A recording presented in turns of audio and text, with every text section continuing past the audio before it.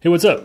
So if you watched last week's video, it was all about this little camera, the G85. Now I love this little camera and I love how small and convenient it is while packing a pretty big punch in the image quality department. So today I thought I would show you how I set up my little G85 for shooting video, all the custom buttons that I use, as well as the picture profile. And then I'll show you my very minimalistic rig that I have for this camera. So first off, let's start with the basic settings that I use. I shoot everything in 4K 24 frames per second. The files that come out of this little camera are MP4 files, and they're 8-bit, 100 megabits per second, which isn't actually that bad for how cheap this camera is. The profile that I use is natural most of the time, with contrast, noise reduction, and sharpness turned all the way down, and then I'll turn my saturation down to like 2 or 3. This is just a really simple and easy to shoot with picture profile,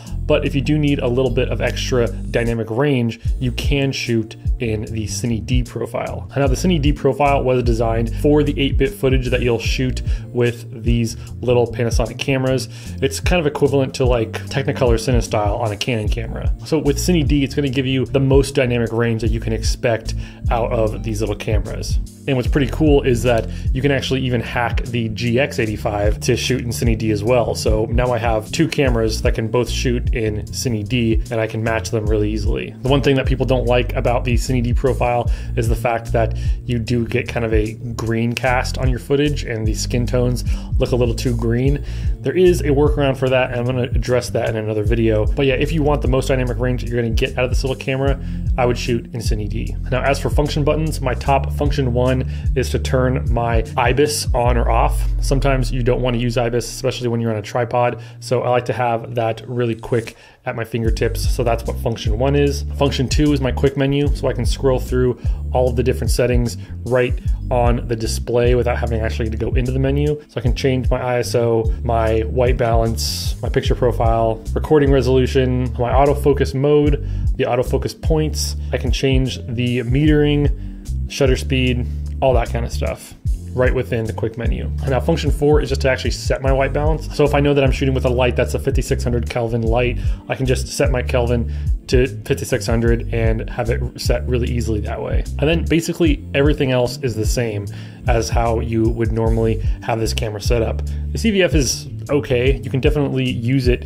to shoot video with. Definitely better than my GH4. My only problem is that you can't change the little eye cup on this camera, so it can get a little uncomfortable if you're going to shoot with the eyepiece for long periods of time. So yeah, that's the basic settings of this Panasonic G85. All right, now let's talk about the fun stuff. Let's talk about rigging this camera. And as I said, I like the form factor of this little G85, so I really don't want to bulk it up too much. So that led me to get a cage for the G85 that was going to form fit it the best.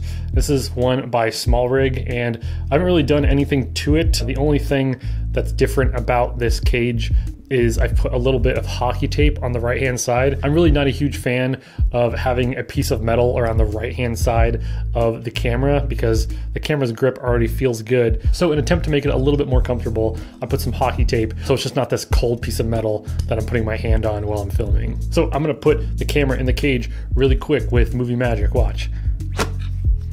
And there we have it. We have the G85 in the Small Rig cage. So like most rig builds, the cage is basically gonna be the most important part. Now, as you all know, I'm a total sucker for top handles, so I also got a top handle from Small Rig that I really like. And it's this little guy.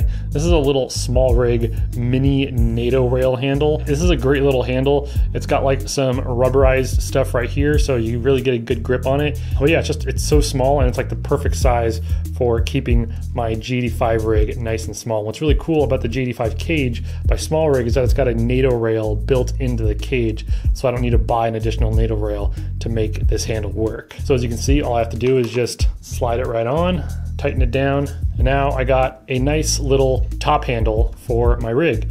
And now I can tote it around like this, get low angle shots, do whatever I need to do because I have a top handle on my camera rig, which is just I love that. So the next thing that I'm gonna do is I'm gonna put a quick release plate on the bottom of this cage. Because you have 2 screws holding the quick release plate down, when I put it onto a tripod, there is no way that I'm gonna get any play. The quick release is not gonna wiggle around, and it's gonna stay in place, and it's gonna be a really nice, solid hold on to this camera. So that's just another benefit of using a cage, is that you can have multiple mounting options for your quick release. And lastly, we need a microphone. So to finish everything off, I'm just gonna put my little Comica VM10 right onto the conveniently placed cold shoe mount of this small rig cage.